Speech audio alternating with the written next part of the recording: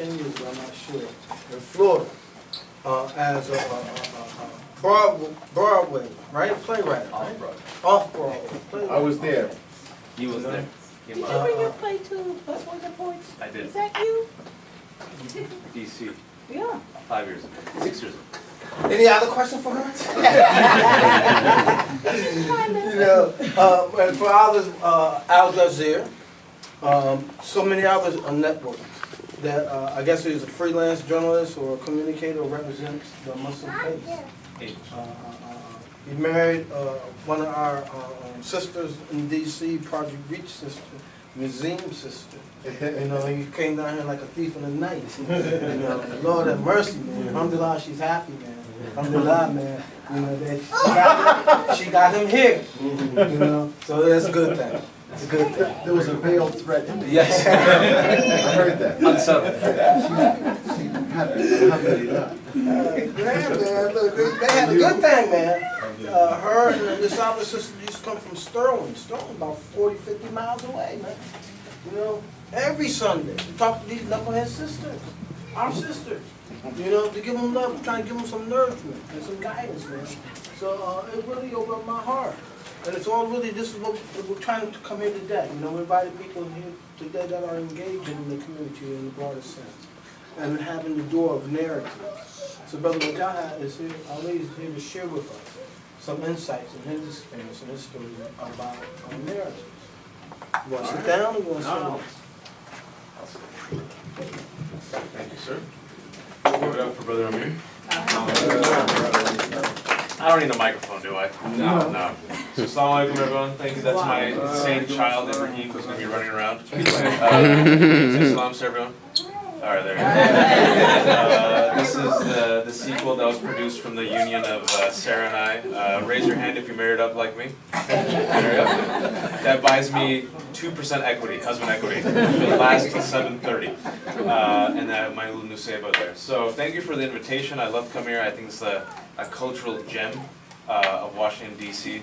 And more people should come here. I have the enviable task of speaking to you for 20 minutes and not boring you. And I think in all religious texts, it's a sin to bore audiences, right, Imam Sahib? Is it weak hadith? It's weak hadith. Verily, if thou boreth the audience, thou shall endeth in hell. I think it's a weak text. So first and foremost, I do not want to bore anyone, because I do think it's a sin. And secondly, I hope this is useful. The speech was, or the talk is to understanding narratives and the power of narratives, and specifically anchoring this amazing weekend that you guys have set up about storytelling and narratives and how it can help with community engagement and leadership. And we need both engagement and leadership right now. There's a great quote I want to start off with. I love this quote. The universe is made of stories, not atoms. I'll repeat that. The universe is made of stories, not atoms. That's by poet Muriel Rukeyser. And I love that because if you really think about human beings, what experts have said is that human beings are the unique storytelling animals in existence. Another imam has walked in from Georgia. Assalamu alaikum, Imam Sahib. This is an imam powerhouse right here. This is my son. He can interrupt me as much as he wants. It's like my home every day, right? But human beings are the unique storytelling animals in existence. For example, think about it. If you meet someone for the first time, especially in America, what do you say? Hello, how are you? Usually you say, hey man, what's your story? Tell me about yourself. And now you have an entrance, and you have the power to tell and communicate your story to that individual. We tell stories about ourselves, our history, our tradition, our families every day without even realizing it. In a brief moment you get with someone, right? Applauding that? Thank you. The kids these days snap. I saw kids snapping at me and I was like, this is a good thing or a bad thing? This is a good thing. I'm like, all right, alhamdulillah. There's another quote though. It's a great quote. Human beings are natural storytellers. They can't help telling stories. They turn things that aren't really stories into stories because they like narratives so much. Everything, faith, science, love, needs a story for people to find it plausible. No story, no sale. I'll repeat it. No story, no sale. I've been teaching storytelling, doing workshops for the past 6 years. I've gone to, alhamdulillah, maybe almost 24 countries.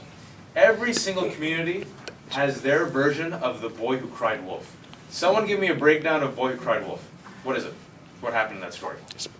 They called bluff and then finally it was real and nobody believed him. Wow, that's a cliff note. That's amazing. You pulled that off in a tweet. And someone give it a little bit more graphic detail. We have a little bit of time. That was good though. Yes, you're right. You're right. Give me a little bit more meat. Yes, sir.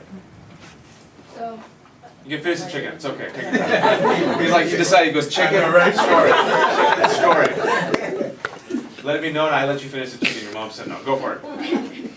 so basically, the boy, he kept crying wolf, and everyone came up to see if there was a wolf. There wasn't one. He did it again. They came back up, and there wasn't one again. And then I think he did it one more time, and then they came back up, and there wasn't one. And then he cried wolf the fourth time, and there really was one.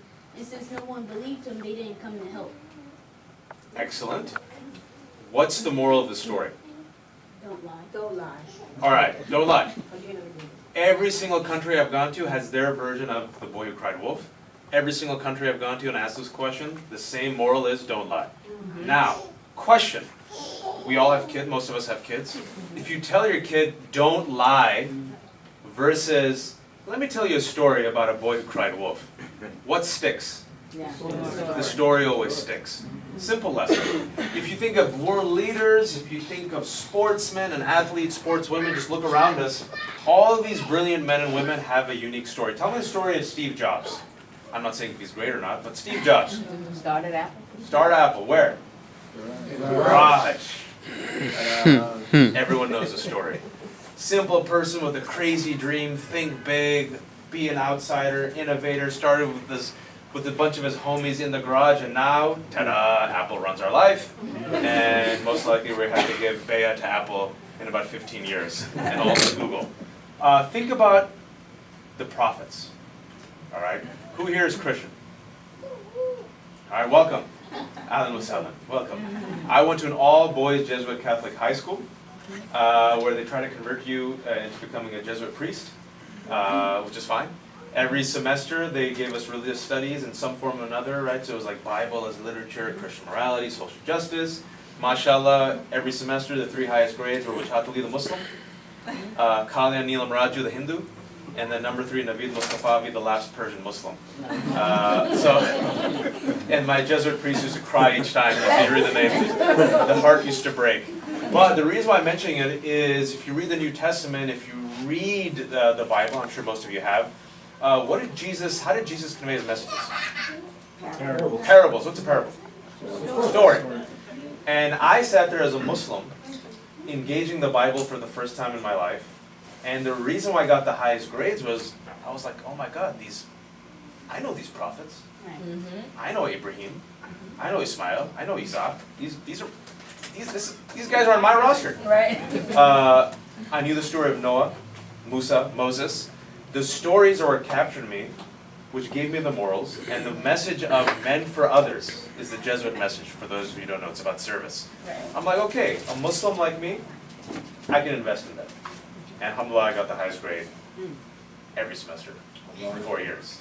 I just came back from Jerusalem, and I believe you're of the Jewish persuasion. Yes, sir? All right. How do you guys teach? How do you guys teach your kids morals and lessons?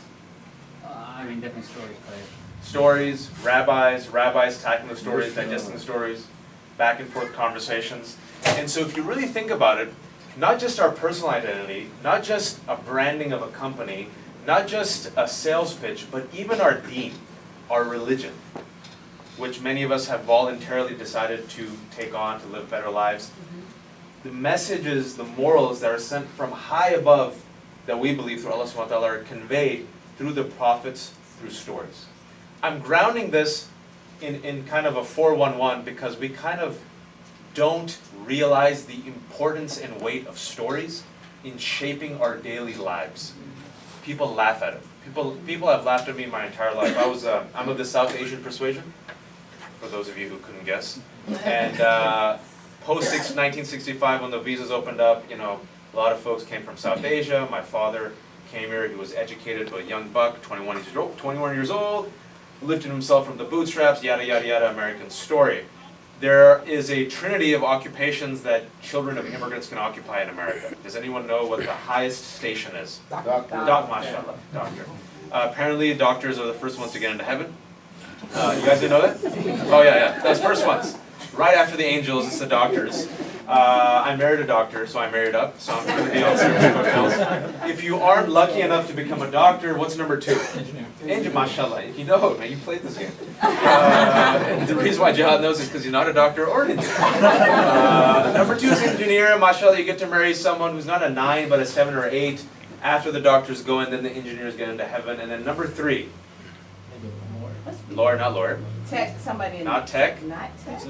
Can't be a mother. Dubious, not a movie. Movie. Sorry, the mom knows what's up. Dubious businessman who somehow makes a lot of money and drives a BMW or Mercedes and lives in the suburbs and mashallah has a white picket fence and a white house and has 2.3 kids. And when you ask him what he does, he says import, export. And then when you ask him about what specifically, he says don't ask questions. And then 4th is what? 4th? Failure. 4th is failure. So 4th is storyteller, imam, who else, Sarah? Activist, therapist. But in all seriousness, storytellers are marked and ridiculed and humiliated in South Asian cultures, right? But guess who the best-selling poet in America is in 2017? Anyone take a guess? Someone said it. Rumi. Who is Rumi? Anyone? Tell me the story of Rumi, real quick. Persian poet. 13th century. A Persian poet, a poet born in Afghanistan who moved to Konya, Turkey, who wrote in Farsi, was uber Muslim, a jurist, a Sufi, a sheikh, whose poetry he wrote called the Mathnavi after he separated from his guide, Shams al-Tabriz. And in his longing for Shams al-Tabriz, he unleashed this epic poem, the Masnavi. Fast forward 800 years later, that distilled, whitewashed version of Rumi is the best-selling poetry in America. That's stunning. And Muslims kind of just casually forget. Now Muslims, when it comes to the story of Muslims, I think right now, we're mashallah very popular. Everyone's talking about us. If you drink, and I'm not judging if you drink, but it's haram, but Allah's watching, I'm not judging. Who am I to judge, but it's haram. Don't drink. If you do drink, it's okay, but Allah's watching. I don't drink because I'm a better Muslim than you, but I'm not judging. Who am I? Safe space. But if you played a drinking game, each time a presidential candidate talked about Islam, you'd be dead of alcohol poisoning. August 2015, right? Our President Trump, amazing, said, I think Islam hates us. He is the only human being on earth who's seen a video of New Jersey Muslims celebrating the 9/11 towers being attacked in a terror attack. When you've asked him for proof, he said it's out there, but no one's seen it. He asked for a complete shutdown and ban of Muslims, but the travel ban is not a Muslim ban, but it is a Muslim ban, but it isn't a Muslim ban, but it is a Muslim ban. And he also told the false story of General Pershing, who allegedly advised his U.S. soldiers to dip bullets in pig's blood to attack Muslim soldiers. And I always tell people, regular bullets work just fine with Muslims. You don't have to, you can, dark humor, guys, dark humor. We live in interesting times. The story of Islam and Muslims in America right now, how many years have we been here? Anyone want to take a guess? How many years have Muslims been in America? How was America? Before that. Give me centuries. Yeah. 4, at least 400. Who were the first Muslims who came here? Slaves. No. No, well, before that, you know I'm gonna go with that. second. Okay, but I'm talking about when it comes to the 400 years ago, when it comes to the mass, for lack of a better word, not migration, but yes, slave trade. Forced migration. Yeah, forced migration. How much percentage of the slave trade was Muslim? At least 30%. Lowest number goes 5, highest number goes 30. So if you think about it, and people don't know this, Muslims don't know this. Muslims have been in this country since the beginning. Our blood, sweat, labor, bones, dreams, hopes, nightmares fertilize this country's soil from the beginning. From the beginning. Fast forward 2017, How many Americans say, what percentage of Americans say they don't know a Muslim? Anyone know? 65%. 65. So I'll say this again. I can see that. In 2017 America, they've done this since 2011. From 2011 to 2017, every year, 60 to 65% of Americans say they do not know a Muslim. All right? Now, I didn't know Mo was a Muslim. this is like Imam commentary. Now, And Sal. when you look at Sal, let Sal be Sal. Salahuddins. Muhammads are the Mo's, the Salahuddins are Sal's. One day, inshallah, they can be Muhammads and Salahuddins, probably no.